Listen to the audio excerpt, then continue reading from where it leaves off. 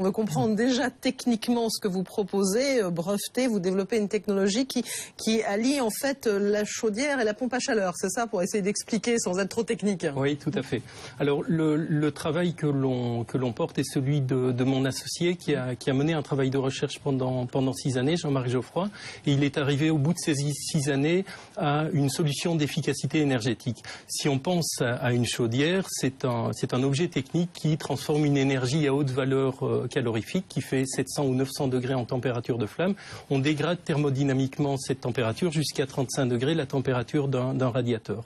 L'idée de Jean-Marc, c'est effectivement de partir de ces hautes températures et de s'en servir pour activer un cycle de pompe à chaleur. Donc notre technologie, ce n'est pas simplement une pompe à chaleur électrique qui est mise à côté d'une chaudière à condensation, c'est vraiment la fusion technologique de ces deux objets-là. Donc c'est une compression thermique qui est réalisée plutôt qu'une compression électrique, et cette compression thermique double le pouvoir calorifique du combustible. Double le pouvoir, mais divise aussi la consommation aussi. Finalement, c'est les enjeux, c'est que c'est plus performant, mais ça divise par deux, c'est ça, à la fois la consommation de chauffage et d'eau chaude sanitaire, c'est ça? Oui, exactement. Alors, on divise par deux la quantité de gaz qui est nécessaire pour fournir à l'habitation la même quantité de chauffage au niveau de ses radiateurs et la même quantité d'eau chaude sanitaire pour ses usagers. Pardon. Alors, c'est une innovation comme ça qui aurait peut-être pu être portée. Je parlais des grands groupes et des grandes structures. C'est pas si évident que ça d'évoluer dans la R&D. Il vaut mieux arriver un petit peu de l'extérieur pour avoir un regard neuf sur le chauffage. Oui, tout à fait. Dans son cas, effectivement, Jean-Marc a eu, comme nous sommes des entrepreneurs récidivistes, le temps de se mettre de côté pendant quelques années et d'arriver effectivement à repenser le problème dans son ensemble. En faisant cela, en fait, il est sorti du canevas finalement des chaudiéristes qui essayent d'optimiser de 97 à 98% leurs chaudières et des fabricants de pompes à chaleur qui essayent de passer d'un coefficient de performance de 3,5 à 3,6. Et donc c'est un regard complètement neuf qui est la suite de ce travail de long terme. Et au travers de ce regard neuf, on vient avec une solution qui, elle, est complètement innovante. Alors une solution innovante, et en plus vous proposez, c'est ce que laissait entendre Olivier Duverdier, aussi une évolution dans l'énergie as a service, hein, comme on dirait en anglais.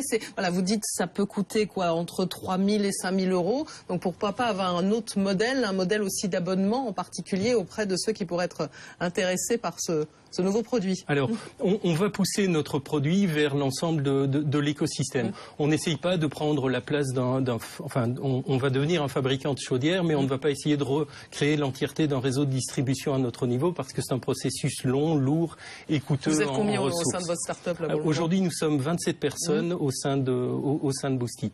Pour revenir au modèle, oui. Oui, pour revenir au modèle, nous devenons un industriel. Donc notre stratégie, c'est effectivement d'aller jusqu'à l'industrialisation de ce produit, et c'est l'étape suivante que l'on passe aujourd'hui pour pouvoir disposer à partir de fin 2016, début 2017 des premières productions massives de notre chaudière. En termes de positionnement prix, effectivement, la solution sera plus coûteuse qu'une chaudière à condensation qui est sur un budget de 3 à 5 000 euros et sera de l'ordre de prix d'une pompe à chaleur électrique de moyenne gamme. Sachant par ailleurs qu'on va fournir des services qui sont nettement supérieurs à ceux-là. Le problème principal des pompes à chaleur étant sa difficulté à fournir de la chaleur quand il fait froid, ce qui est un peu paradoxal, ou sa difficulté à fournir de l'eau chaude sanitaire en débit constant. Comme on fusionne deux technologies, la chaudière et la pompe à chaleur, on a tout le pouvoir calorifique du gaz qui est à notre disposition pour rendre des services de meilleure qualité à l'usager, et c'est ça qui est important. Voilà, donc on est une sorte de système un peu hybride. Et alors pour le gaz en particulier, vous appuyez quand même sur une grosse structure qui est GRDF, parce qu'on peut pas dans cet univers-là, quand on arrive start-up, rester un petit peu tout seul quand même. On est dans un écosystème. Oui, tout à fait. Et il n'est jamais bon de toute façon de rester tout seul. Il faut se connecter à son environnement, et on est avant tout une entreprise connectée. GRDF, en l'occurrence, avec qui on travaille depuis plus de 2 ans aujourd'hui, nous a apporté beaucoup de choses en termes de réflexion sur le produit, en termes d'analyse du marché. Alors, ils se positionnent dans le cadre de leur mission de service public attribuée par la Commission de régulation de l'énergie, qui leur demande effectivement de pousser le vecteur gaz en tant que vecteur utilisé en France. Et comme notre solution rend le gaz énergétiquement plus efficace, eh bien le partenariat était tout à fait évident. Le gaz, on en parle beaucoup, hein. Énergie fossile, évidemment, la moins émettrice de CO2, donc on la met beaucoup en avant, puis on en aura besoin dans l'hybridation et dans ce mix énergétique. Gilles Béraud. Diminuer par 2, c'est très ambitieux. Ça concerne que les particuliers, ou votre technologie peut s'adapter aux tertiaires, aux grands immeubles, ou même aux grands complexes d'habitation qui centralisent la génération d'énergie? Alors, on développe 2 gammes de produits. Aujourd'hui, la première gamme de produits est destinée au marché domestique, donc dans des gammes de puissance de 10 et 20 kW. Une deuxième gamme de produits qui est destinée au tertiaire, à l'habitat domestique, où on est sur des gammes de puissance allant de 50 à 250, voire 500 kW pour les produits les plus puissants. Mais si je comprends bien, on peut remplacer n'importe quelle chaudière. On peut brancher sur des radiateurs, sur un plancher basse température, sur ce qu'on veut. Le changement peut être très simple. Oui, tout à fait. Et ça, c'est vraiment une réflexion importante qui a été portée par Jean-Marc. C'est effectivement de s'assurer que cette chaudière puisse prendre la place d'une chaudière gaz quelconque, donc se positionner à l'identique, et puisse être intégrée également dans les réseaux de distribution. On parle de compression thermique, donc c'est peu ou prou un moteur finalement, où ça s'approche d'un moteur ou d'un compresseur. On n'a pas voulu transformer les chauffagistes et chaudiéristes en motoristes, ce n'est pas leur métier. Donc notre technologie, en fait, est encapsulée et peut fonctionner 15 années sans nécessité d'intervention sur la partie de compression thermique. Et ça, c'est un des critères très importants. Et si on est intéressé, on pourrait bénéficier de toutes ces aides dont on parle souvent, notamment les C2E, mais voilà, pour la mise en place de cette chaudière quand elle arrivera encore, parce que l'industrialisation, c'est pas encore tout de suite. Oui, tout à fait. Et les C2E en particulier, ils tiennent compte de l'utilisation de la ressource carbone, de la ressource fossile. Dans notre cas, en fait, on est la solution qui est la plus efficace d'un point de vue utilisation de ressources carbone, parce qu'effectivement, on a un facteur 2 sur le gaz qui est le facteur 1. Olivier Duverdier, cette entreprise, vous avez commencé à en parler, mais là, elle est emblématique, surtout un partenariat comme ça avec GRDF, et mettre au point un écosystème aussi. Oui, elle est emblématique à plusieurs titres. La première, c'est qu'elle repense un modèle sans casser totalement l'écosystème, hein, donc ça c'est extrêmement habile. Deuxièmement, elle a été voir un acteur référent du marché pour apprendre, pour comprendre et pour venir en complémentarité.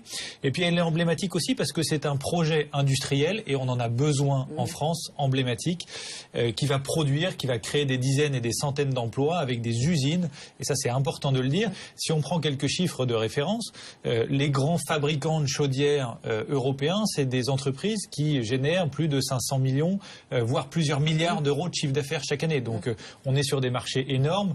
Le marché de la chaudière européen annuel, c'est de l'ordre de 10 milliards d'euros. Donc on peut créer en France, avec des ruptures, des acteurs qui ont des ambitions européennes, voire mondiales, extrêmement porteuses d'espoir pour notre pays et pour notre économie neutre en carbone. Alors justement, le calendrier, Luc Jacquet, là, vous le voyez pour quand là? Vous avez espéré dès cette année commencer à installer comme ça les premiers générateurs, les usines, où est-ce qu'on peut les mettre en place? On va essayer de voir un peu comment on peut avancer. Où on en est.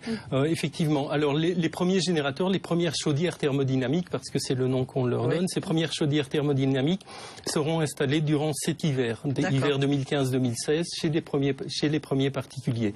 La mise en production de ces chaudières de manière plus conséquente, sera réalisée à partir du dernier trimestre 2016. Donc après une campagne d'essai. C'est déjà fabriqué en France? Alors, c'est fabriqué en France, oui. Aujourd'hui, c'est fabriqué en France, pas encore au travers des méthodes industrielles et pas au travers d'une ligne de production, parce que c'est sur cela que l'on travaille aujourd'hui, la mise en place de ces lignes de production. Donc c'est fabriqué à l'unité pour le moment, c'est quelques unités qui vont être installées, mais installées en France et installées en Angleterre aussi, et fort probablement en Allemagne.